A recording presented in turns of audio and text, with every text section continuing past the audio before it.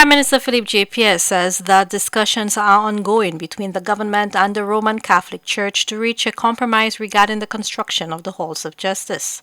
He dismissed rumors suggesting that the two parties are at an impasse, which has been cited as the reason for the lack of progress at the project site.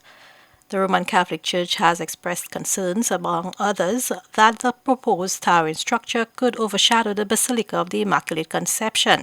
We are involved in intensive dialogue, but we have no conflicts. What we have now is dialogue. I can assure you that we have no conflict.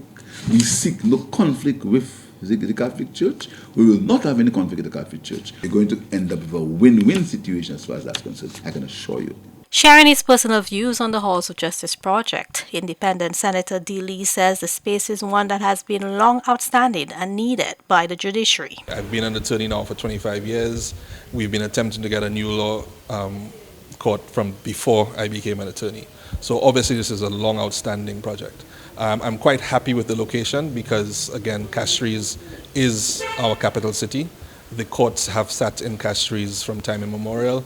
It's easily accessible from everybody. I know there have been complaints about parking, but again, parking is only one aspect of things. It is a centralized location. You have public transports of all areas giving you access to Castries. It will accommodate all the courts that we have sitting in Castries for now, with some room for expansion, and I'm hoping that it can be proceeded with due haste. Due to the concerns of the Roman Catholic Church, the project's scope may change. However, the Prime Minister insists that a compromise must be reached between both parties. I take the decisions after consensus, after discussion, after looking at all the pros and the cons, and discussing with my colleagues and discussing with the stakeholders. I come to a decision. That is how I operate. That's how I operate. Because, in effect, I'm a servant leader. My job is to see about the benefits of the majority of the people. The Halls of Justice will stand 4 stories high and occupy 2 lots on Labrie Street, Castries.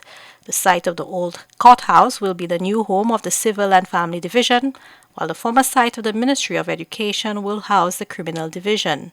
An overhead bridge will adjoin both buildings.